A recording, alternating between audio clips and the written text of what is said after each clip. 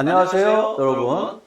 자, 그러면은 이번 시간에는 전 시간에 조금 남은 부분을 설명할게요. MBS인데 이 MBS가 매년 출제되는 영역은 아닙니다. 2, 3년에 한 번씩 출제가 되는 건데요. 내용이 들어가면 굉장히 힘듭니다, 우리 입장에서. 그래서 그냥 암기하시는 겁니다. 그냥 암기하고 이 부분 나오면 맞고 틀리고 이렇게 해도 10문제 기출문제 보면은 6, 7문제는 풀립니다. 따라서 제가 하라는 대로 그렇게 암기를 하셔야 돼요. 자, 우리 이론서에는 146페이지입니다. 자, 그래서 전 시간에 하는 것을 다시 한번 반복해보면은 한국주택금융공사가 이제 시중은행으로부터 주택저당 채권 또는 모기지라든지 이거를 전부 다 매입합니다. 매입해서 하나의 더 큰 덩어리를 만들죠. 그 덩어리를 우리가 주택저당 채권의 집합 또는 이제 모기지 풀이를 하죠. 이것을 담보로 해서 이제 공사가 지급 보증을 행한 증권을 발행합니다. 그 증권이 MBS입니다. 그럼 MBS는 반드시 뭐가 있어야 되느냐? 담보가 되는 자산이 있어야 돼요. 그 담보 자산이 주택저당 채권의 집합 또는 모기지 풀이라는 겁니다. 그러면 이걸 가지고 이제 MBS를 발행을 하는데 MBS의 유형이 총 4가지가 있습니다. 이 4가지가 있는데 요 4가지에 대해서 이제 2, 3년에 한 번씩 시험에 물어봅니다. 그러면 이제 이건 외우셔야 됩니다. 제일 먼저 나오는 게 뭐야? MPTS, MBB, MPTB, CMO. 이거는 암기하셔야 돼요. 그리고 또 중요한 게 뭐냐면 이게 지분형이냐 채권형이냐 묻습니다. 이거 자꾸만. 그래서 편안하게 MPTS만 지분형입니다. 그러니까 유가증권의 형태가 지분형이 있고 채권형이 있는데 그것까지 하면 너무 버겁잖아요. 간단하게 MPTS만 지분형이에요. 나머지는 전부 다 채권형입니다. 유가증권의 유형상. 따라서 전부 다 채권형인데 그냥 MPTS만 지분형이다 이렇게 알고 계시면 돼요. 그래서 우리 공사에 MPTS가 채권형이다. 틀린 거죠. 이런 식으로 이제 문제를 만듭니다. 그러니까 요거만 정리하시고 그 다음에 이제 또 하나 중요한 게 뭐냐면 이게 중요합니다. 뭐가 중요한 거냐? 이제 뭡니까? 요게 중요하단 말이에요. 뭐가 여기서 하냐면 유형이 중요합니다. 유형. 그래서 어차피 유형을 부담을 해야 되는데 유형을 부담하는 거는 증권을 발행하는 자는 한국주택금융공사고요.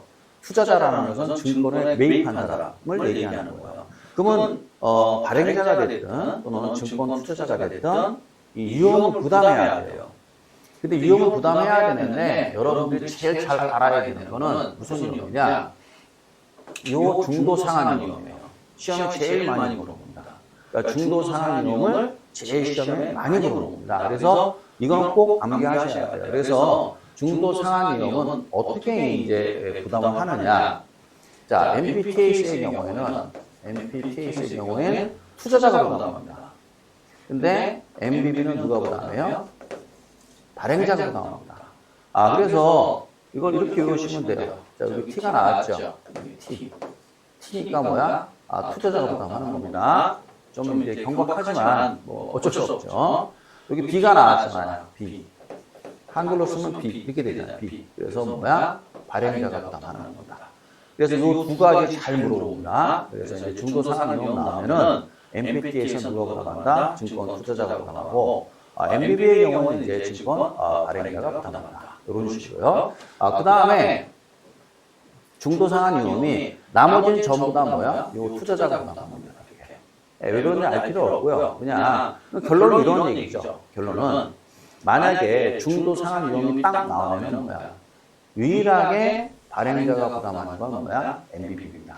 그러니까 MBB만이 중도 상한 유형을 발행자가 부담하고 나머지는 투자자가 부담하는데 특히 이 MPTS를 많이 부담한다는 거. 그 다음에 이제 뭐가 있냐면 초과담보라는 걸 제공해 줘야 돼요. 그래서 이것도 설명하면 또 장황해집니다. 그래서 간략하게 얘기하면은 이렇게 되는 겁니다. 초과담보 딱 나오잖아요. 그러면 잘 보세요. 이 MBB는 채권형입니다. 그렇죠? 이것도 채권형입니다. 얘도 채권형이에요. 이렇게 되는 거 아니에요? 그럼 얘는 지분형, MPTS는 지분형이니까 지분형 지읒이 되겠죠. 좀 경박하지만은 초과 담보하면 초과 담보잖아요. 이렇게. 또 여기 뭐 치읓이잖아요. 치읓. 초과 담보 치읓이죠? 치읓이니까 채권이니까 치읓. 맞죠? 그래서 초과 담보 제공된다. 여기도 채권이니까 치읓이잖아요. 그래서 초과 담보가 뭔지 모르겠지만 제공된다. 근데 얘는 지읒이잖아요. 지읒이니까 치읓이 아니죠. 그래서 초과 담보가 제공되지 않는다. 이렇게 되는 거죠. 우리 공고사에 뭐라 나왔느냐? MBB의 경우에 초과 담보가 제공된다. 맞는 말이거든요. 초과 담보가 제공되지 않는다면 틀린 겁니다. 그 다음에 MPTAC의 경우에 초과 담보가 제공된다. 그럼 틀린 거예요. 이렇게. 이런 식으로 이렇게 시험에 잘 나오는 거 위로만 암기하고 계시면 되는 겁니다. 그 이외의 것은 이제 우리가 어떻게 해요? 그냥 운에 맡겨야 되겠죠. 자, 이런 식으로 이제 처리하시면 되겠고요.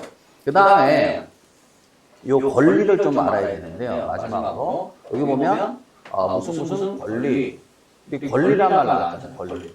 저당 채권의 소유권 또는 공고사에 저당권이라고 나올 수 있어요. 그러면 이게 저당권이냐, 원리금 수취권이냐 따지지 말고, 요 건자로 끝났잖아요. 건자. 권리라는 뜻이에요. 그러면 이 주택저당 채권의 권리를 누가 보유할 거냐. 이런 내용인데요. 요 두 개만 잘 알고 계시면 돼요. 다른 거 외우지 말고 MPTAC하고 권리가 나오면 MPTAC하고 MBB 요 두 개만 딱 기억하십시오. 자, MPTAC는 전부 다 이 권리가 나오는 누구예요? 투자자잖아요. 말 그대로요. MPTS잖아요. T가 있잖아요. 그래서 T에서 누가 부담한다? 투자자가 부담한다. MBB는 어떻게? MBB B잖아요. B니까 누가 부담한다? 발행자가 부담한다. 이렇게. 자, 이런 식으로 이거 간략하게 그렇게 처리하시고 이 부분만 암기하세요. 그 다음에 암기하면 금방 잊어버리시잖아요. 그럼 시험 보기 전에 다시 한번 보고 또는 모의고사 문제 풀 때 또는 기출 문제 풀 때 다시 한번 또 보고 이렇게 해서 여러 번 반복해서 보면은 딱딱 떨어지게 되어 있습니다. 그래서 지금 언급한 부분만이라도 반드시 여러분으로 이렇게 암기해서 여러분으로 만드시기 바랍니다. 자, 이렇게 해서 뭐로 끝내냐면요. MBS까지 주택저당 채권 유동화에 관련된 내용을 모두 마쳤습니다. 그리고 난 다음에 이제 나오는 게 이 부동산 투자회사법입니다. 이 부동산 투자회사법은 매년 한 문제씩 나옵니다. 따라서 이건 단순 암기입니다. 법이기 때문에 이거는 맞춰야 되죠. 계산 문제 참 힘들잖아요. 그리고 난이도 상위 문제는 여러분들이 맞추기 힘듭니다. 난이도 상에 속하는 문제가 40문제 중에서 한 10문제 정도 나옵니다. 그럼 그 10문제는 뭐야? 운에 맡기는 겁니다. 그것까지 어떻게 공부하겠어요? 그렇지만 이거는 뭐야? 단순 암기고 그 다음에 나온 출제하는 데가 딱 정해져 있습니다. 그 부분만 집중적으로 보고 있으면 되는 겁니다. 자, 이제 일단 부동산 투자회사를 영어로 우리가 리츠라 합니다. 그래서 Real Estate Investment Trust. 그래서 줄여서 REITS. 그래서 한글로 뭐라고 그래요? 리츠라는 말을 씁니다. 리츠라는 게 뭐냐? 한마디로 뮤추얼 펀드거든요. 뮤추얼 펀드가 뭐냐? 또 장황해지죠. 쉽게 얘기하면 이런 얘기예요. 한마디로 부동산에만 투자하는 회사예요. 부동산에만 투자하는 회사가 있습니다. 이 회사가 부동산에 투자하기 위해선 돈이 있어야 되겠죠. 머니가. 그 머니를 어떻게 확보하느냐? 주식을 발행해서 확보합니다. 주식을. 그래서 신주를 발행하는 겁니다. 주식을 발행해요. 그럼 많은 주주들이 있겠죠. 그 주주들이 이제 돈을 모아서 돈을 모아서 그 돈을 가지고 부동산에 투자합니다. 이 부동산 투자 회사가, 이 회사가. 그러면 이제 어떻게 해야 돼요? 운영을 할 거 아니에요. 그러면 운영하면 임대수익이 나오겠죠. 그 임대수익을 주주들에게 배당해 주는 겁니다. 또는 그 물건을 매각을 하게 되는 양도 차익이 나오겠죠. 그 양도 차익을 주주들에게 배당 형태로 주는 겁니다. 이런 식으로. 그러니까 결국은 어떻게 되냐면 티끌모아 태산이라는 얘기는 여기가 이제 하나의 주체가 돼가지고 자금을 소액에 끌어모으는 거예요. 주식을 발행해서 그리고 난 다음에 이걸 떼돈으로 만든 다음에 그걸 가지고 이제 투자를 하고 운영을 하겠다는 얘기죠. 그러니까 이런 형태를 우리가 이제 부동산 투자회사다. 그럼 이거에 근거 법규가 있을 거 아니에요? 그 근거 법규가 부동산 투자회사법이라는 겁니다. 근데 내용은 장황한데요. 뭐 일일이 다 볼 필요 없습니다. 그래서 시험에 나오는 거 위주로만 딱 그렇게 알고 계시면 됩니다. 그러면 이 법에 의하면은 이 부동산 투자회사법은 유형이 딱 세 가지가 나와요. 이렇게 세 가지가 나옵니다.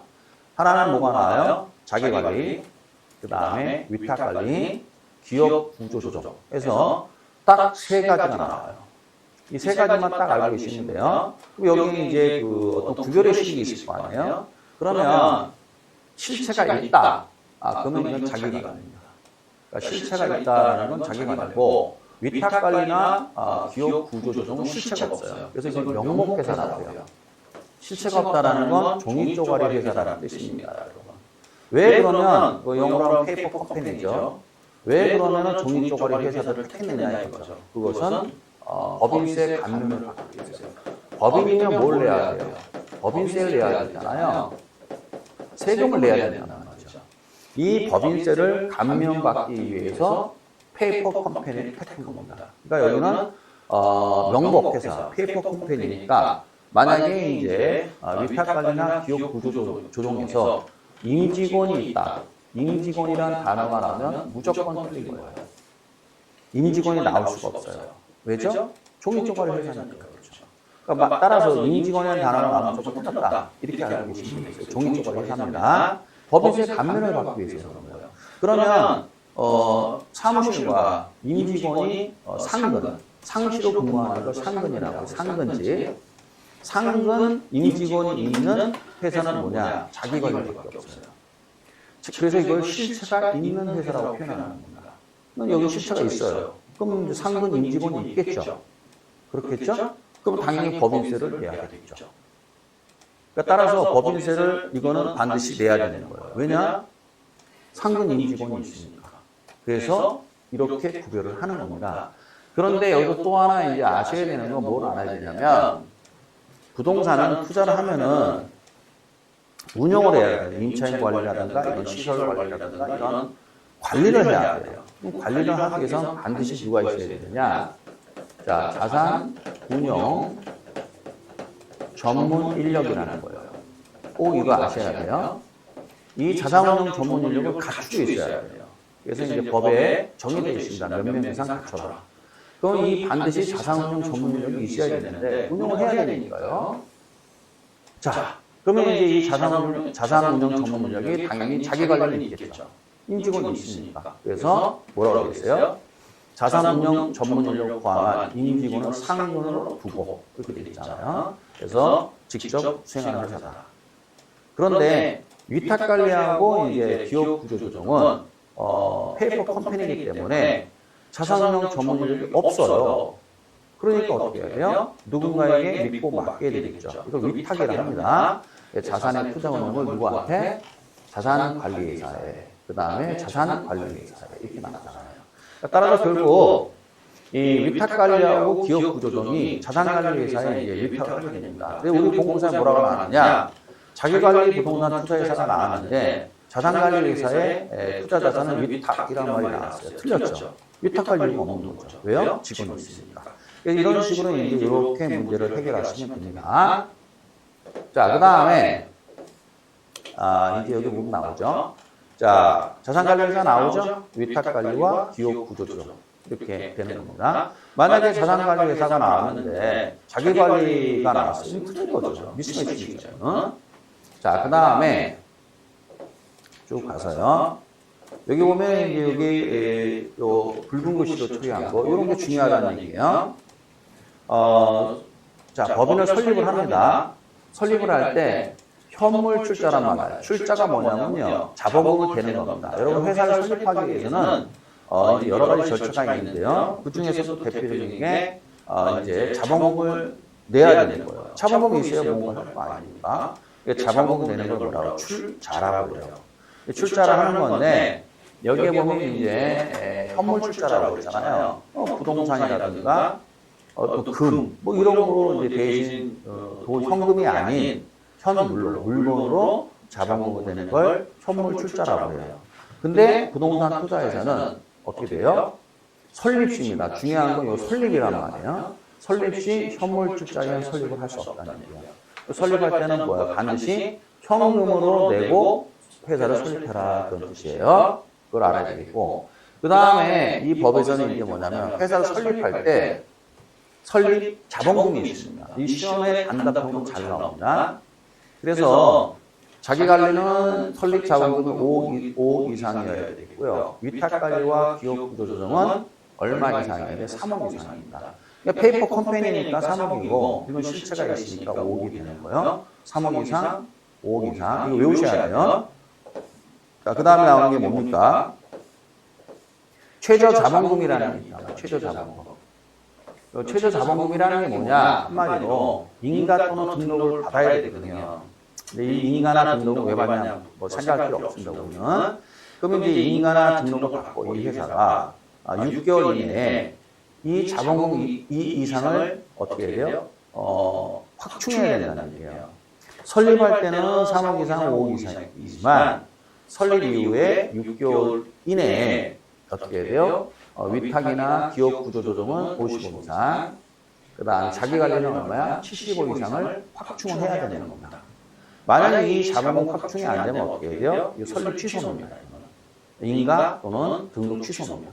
그러면 어떻게 해야 돼요? 50억 이상, 70억 이상 최저 자본금을 갖춰야 돼요. 자, 그럼 제가 이거를 암기를 해야 되잖아요. 금방 잊어버리잖아요. 그래서 암기법을 만들어서 일치하지만 잘 보세요. 아주 간단해요. 뭐 별거 없습니다. 자, 보세요. 여기 보면 이제 위탁관리나 기업구조정은 얼마? 3억 이상이죠. 3억 이상. 자기관리는 얼마야? 5억 이상. 이런 식으로 이제 손짓을 하면 됩니다. 3억 이상, 5억 이상입니다. 그리고 난 다음에 여기 보세요. 여기 보면은 이제 너무 지나갔네요. 여기 보면은 이제 어떻게 되어 있어요? 위탁관리와 기업구조조정은 얼마 이상이에요? 55 이상이죠. 그 다음에 자기관리는 얼마야? 75 이상. 이렇게 머릿속에 넣으면 돼요. 따라서 자기관리가 위탁이나 기업구조조정보다 많습니다. 무조건. 왜냐? 실체가 있기 때문에 그렇죠. 이렇게 3억 이상, 5억 이상, 50억 이상, 75억 이상 이런 식으로 다시 한번 3억 이상, 5억 이상, 50억 이상, 그 다음에 얼마야? 75억 이상. 그래서 이렇게 외우시면 돼요. 여기 짝수는 없죠. 홀수로 가는 거죠. 3, 5, 50억, 70억. 그래서 요거는 꼭 여러분은 암기하셔야 됩니다. 알았죠? 자, 그리고 난 다음에 요 가서요.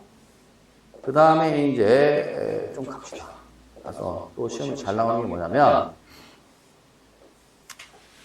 이제 현물 출자라는 건데요. 자, 그러면 부동산 투자회사는 현물 출자가 불가능하냐? 아닙니다. 가능해요. 언제 가능하냐? 여기 보세요. 그렇죠? 최저 자본금 이상을 갖추기 전에는 현물 출자를 받는 방식으로 신규로 발행할 수 없다. 새로운 주식을 발행할 수 없다. 이게 무슨 말이냐? 이 뜻입니다. 그럼 만약에 50억 이상, 70억 이상이냐? 그렇죠? 이거 암기해야 돼요. 55억 이상, 75억 이상 갖췄죠? 그때는 가능하다. 이게 이 뜻입니다. 이게. 따라서 설립할 때는 안 되고 현물투자가 최저 자본금 이상을 갖춘 다음에는 현물투자가 가능하다. 이렇게 알고 계셔야 돼요.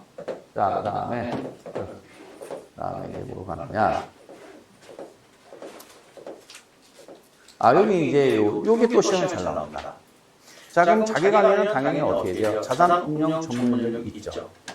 부동산 당연히 자산운용 전문능력이 있어야 됩니다. 부동산 투자 회사는 무조건 있어야 되는 거예요. 이게 없으면 운영 불가하냐 이거죠.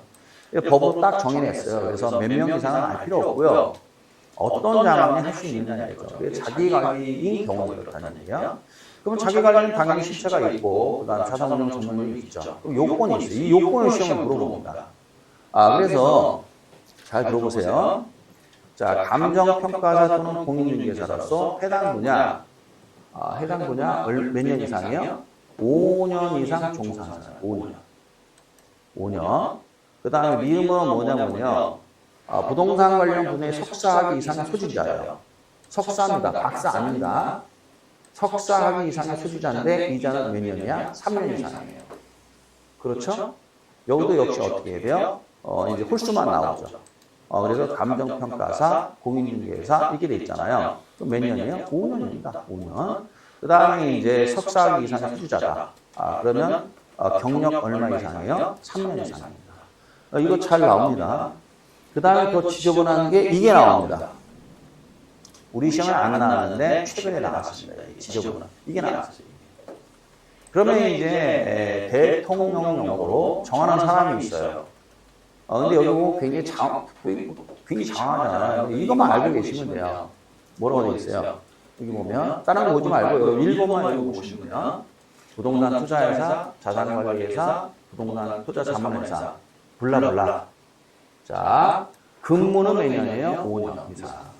근무는 5년 이상이고 경력은 3년 이상. 그렇게 되는 겁니다. 그렇죠? 그래서 5년, 3년 계속 나오잖아요. 5년은 뭡니까? 공인중개사, 감정평가사, 공인중개사서 5년 이상. 석사학위 소지자 3년 이상. 여기 똑같아요. 근무는 몇 년 이상이에요? 5년 이상. 그다음 경력은 3년 이상. 요것만 알면 돼요. 요것만. 아시겠죠? 그래서 이제 이렇게만 딱 암기하면 뭐야? 문제 다 풉니다. 그래서 이제 이론 강의가 끝나면 이제 기출문제 해결할 건데요. 기출문제 보면은 제가 이렇게 강조한 부분을 가지고 문제가 해결이 됩니다. 자, 그 다음에 봅시다. 그 다음에 당연히 여기 보면 위탁관리가 나왔잖아요. 위탁관리를 어떻게 해야 돼요? 당연히 위탁관리나 기업구조조는 어떻게 됩니까? 페이퍼 컴퍼니니까 당연히 누구한테 위탁을 해야 돼요? 자산관리사에 위탁해야 되는 거죠. 왜요? 직원이 없으니까 그렇죠. 자, 그 다음에 쭉 가서 쭉 갑시다. 쭉 가면 이제 뭐가 나오느냐? 이제 내부 통제 기준이라는 게 나와요. 그럼 이제 내부 통제 기준이라는 게 뭐냐? 여기를 잘 보시면 맨 앞에 자기관리 나왔죠. 앞에 자산관리회사 나왔어요. 그럼 앞에도 자, 저기도 자잖아요. 그렇죠? 그러니까 내부 통제 기준 딱 나오면 무조건 자로 가는 거예요. 자로 가는 겁니다. 그러면 이제 자기관리 자, 자산관리회사 자. 그럼 여기 공통점은 뭐냐면요. 여기 자산운용 전문 인력이 있다는 얘기예요. 자산운용 전문 인력이 있다는 얘기예요. 따라서 이제 여기에 내부 통제 기준에 위탁관리나 또는 기업 구조조정 나오면 무조건 틀린 겁니다. 우리 본고사에 뭐가 나왔느냐? 내부 통제 기준 나왔는데 위탁관리에서 나왔어요. 틀린 거죠. 아니 자산운용 전문 인력이 없는데 무슨 내부 통제 기준이 나오냐 이거죠. 어찌됐든 간에 내부 통제 기준 나오면 자로 가야 돼요. 자기관리, 그 다음에 자산관리사. 그래서 이제 내부 통제 기준이 뭐냐? 이게 내부 통제 기준이라는 겁니다. 주주를 보호하기 위하여 임직원이 따라야 할 기본적인 절차와 기준. 주주를 보호해야 되잖아요. 사고 치면 안 되는 거 아닙니까? 그렇잖아요. 그래서 사고 치지 말라고 해서 주주를 보호하기 위하여 임직원이 따라야 할 기본적인 절차와 기준이 뭐예요? 내부 통제 기준이에요. 스스로 이 통제 기준을 만들어야 된다 이거죠. 그러면 내부 통제 기준 또는 임직원이 따라야 할 기본적인 절차와 기준 나오면 뭐가 나요? 자기관리 아니면 자산관리회사가 나옵니다. 근데 만약에 여기 보면 키워드가 임직원이라고 나왔잖아요. 근데 만약에 내부 통제 기준 나왔는데 위탁관리가 나왔단 말이에요. 위탁관리. 여러분 위탁관리는 더 쉬워요. 위탁관리 임직원이 있어요? 없어요? 없잖아요. 임직원이 없으니까 어떻게 해요? 내부 통제 기준이라는 게 없는 거죠. 이게 간단한 겁니다. 그래서 이런 식으로 이제 기본적인 걸 딱 암기해 놓고 이런 응용해 나가면 되는 거예요. 알겠죠? 네, 이렇게 뭐 간단합니다. 자, 그 다음에 여기 보면 요것도 이제 최근에 잘 나가고 있습니다. 미공개 자산운용 정보 이용 문제. 이건 당연한 겁니다. 이게 우리가 이제 효율적 시장 이론에서 배웠죠. 그래서 미공개 정보 또는 뭐야 내부 정보. 이거 하면 이거는 불법 행위입니다. 이걸 이용해서 이제 주식에 투자해서 손실을 줄이고 이익을 많이 낸다. 이건 이제 문제가 많죠. 그래서 사회가 시끌시끌하잖아요. 어디라고 뭐 말 못하겠지만은. 그러니까 미공개 정보 이용해가지고 주가 조작한 거 아닙니까? 그러면 이거는 이제 법에 이제 심판을 받게 되는 겁니다. 그래서 미공개 자산운용 정보를 이용해서 부동산에 또는 증권을 매매하거나 타인에게 이용하게 하여서는 뭐야? 아닙니다. 이건 당연한 거예요. 그쵸? 이건 상식이죠. 상식. 그래서 미공개 정보를 가지고, 그죠? 헛짓거리하면 된다, 안 된다? 안 된다. 잘못하면 어떻게? 누가 기다리고 있다? 감옥이 기다리고 있다. 이렇게 하면 됩니다. 불법 행위니까요. 여러분 신문 보면 이제 뭐 뉴스 보면 시끌시끌하죠. 이런 거 가지고. 자, 제가 이제 여기까지 설명을 했습니다. 그러면은 이제 됐네요. 자, 해서 제가 부동산 투자회사법에서 반드시 외워야 되는 것들, 암기해야 됩니다. 이거는 이 부분이 이제 우리 시험에 매년 한 문제가 나와요. 역시 뭐 이번 36회 문제도 나오겠죠. 100%라는 말 못하지만 나올 가능성은 70% 이상입니다. 이것만 외우고 계시면 돼요. 나머지 또 10개 있는데 그때 가서 문제 풀 때 간단하게 외우시면 됩니다. 그 다음에 나온 게 이제 주택연금인데요. 이거는 뭐 5년에 한 번 나올까 말까예요. 그래서 이거는 이제 기출문제 할 때 내가 간단히 설명해드리고, 그 다음에 이제 또 가면은 뭐가 나오냐면은 이게 나옵니다. 여기 보면은 이제 그 PF가 나오거든요. PF가 과거에는 잘 나오다가요, 최근에 안 나오고 있습니다. 이게. 그래서 이제 이 부분도 최근에 잘 안 나오고 있거든요. 그래서 이 부분도 역시 이제 제가 문제 해설할 때 그때 해설해 주는 게 맞는 것 같습니다. 그때 가서 해설해 드릴게요. 그래서 이제 제가 이번 시간으로 해서 금융론을 마치겠습니다. 그래서 지금 이번에 금융론 강의하면서 지금 제가 설명한 부분들이 있잖아요. 그 설명한 부분들이 대부분 시험에 출제 빈도가 굉장히 높은데요. 제가 생략한 거 있잖아요. 생략한 건 출제 빈도가 떨어집니다. 안 나온다라는 게 아닙니다. 출제 빈도가 떨어지니까 일단 출제 빈도 높은 거 위주로 여러분들 일단 공부를 하고 보시기 바랍니다. 자, 그래서 이번 시간에는 여기까지 설명하겠습니다.